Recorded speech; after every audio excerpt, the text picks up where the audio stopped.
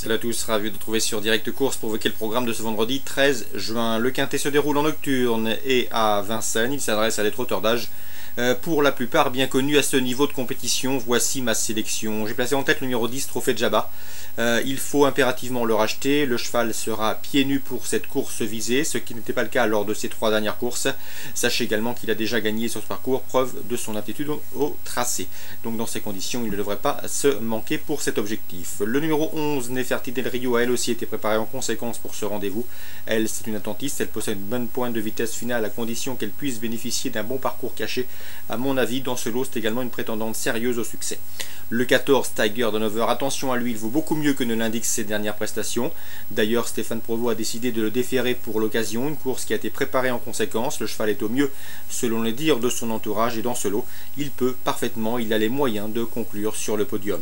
Attention également au numéro 5, Tornade Pia, elle a recouvré une bonne partie de ses meilleures sensations. On atteste ses 2 dernières courses et notamment sa 2e place obtenue dans un quintet plus le mois dernier à Vichy. À mon avis, ici, dans ce lot, elle fait partie des choix prioritaires et ce, même si elle évoluera déférée des antérieures, contrairement à ses 2 dernières prestations où elle était d'FD4. Le 6, Suzuka, elle n'a plus passé le poteau en tête depuis le mois de décembre 2011. Cela dit, elle collectionne les bons résultats, les places.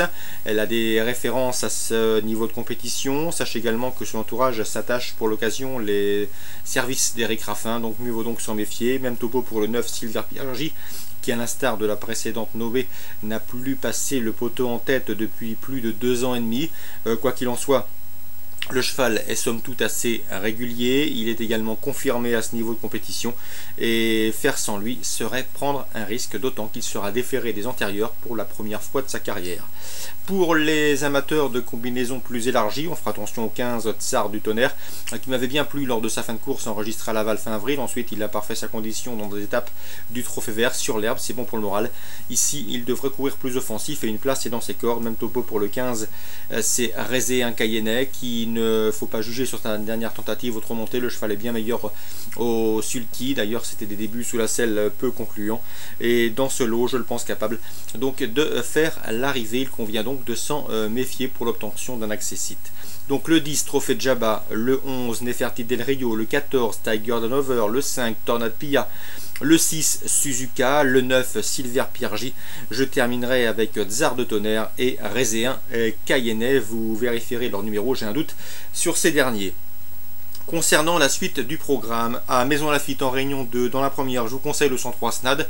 Le cheval compte 2 places de 2e en autant de sorties publiques. À mon avis, il ne devrait plus tarder à ouvrir son palmarès, il peut l'obtenir ici. Le 101 Zatoshi, premier à Tarbes à l'occasion de ses premiers pas publics et de ses débuts, donc conduira l'opposition. 103 101, 103 pour le jeu simple, 103 101 pour un éventuel jumelé ordre aller-retour. À Laval, en Réunion 4, j'aurai 4 coups de cœur à vous transmettre. Le 115, Vivaldi, Jet, attention à lui. Le cheval a maintenant 2 courses de rentrée dans les jambes, une première à Dreux, une seconde plus récemment sur l'hippodrome de Caen. Il sera déféré des 4 pieds pour la première fois de l'année. Attention à lui, c'est à mon avis un lauréat en puissance dans cette course réservée aux apprentis et la jockey, d'autant qu'il bénéficiera de la drive d'un jeune homme assez adroit. Le 314, Abossa, qui avait remporté ses 3 premières sorties publiques avant de se montrer fautif dernièrement sur les programmes de Chartres, le 25 ou le 26, mais mérite d'être racheté. C'est une jument estimée par Laurent Coubiche, une jument qui a été préservée et à mon avis dans ce lot elle trouve l'occasion de remettre les pendules à l'heure et de reprendre le cours de ses succès. Le 314, Abossa. Concernant Christophe Hamel, souvenez-vous, je vous avais conseillé la dernière fois le 610 Audacieux du Doigt qui avait très bien fait sur les promes de Charles La Rochelle puisqu'il s'était classé 3e et ce en dépit d'une faute au même moment au bout de la ligne opposée avant de revenir bien finir. Un cheval qui a été préservé, un cheval estimé, un cheval en retard de gain au dire de Christophe Hamel. Sachez qu'il n'avait pas couru dernièrement à La Rochelle qu'il faisait sa rentrée après plus de 8 mois d'absence. Un cheval en retard de gain comme je vous le disais. Et à mon avis, dans ce lot, il peut en combler une partie, d'autant qu'il a gagné sur l'hippodrome de Laval courant septembre. Son numéro, le 610, Audacieux du Doigt. Je termine avec le 806 Balou d'Angis. J'ai pu assister à son succès vidéo concernant ses débuts à Cholet. Ce jour-là, il gagnait avec de la marge.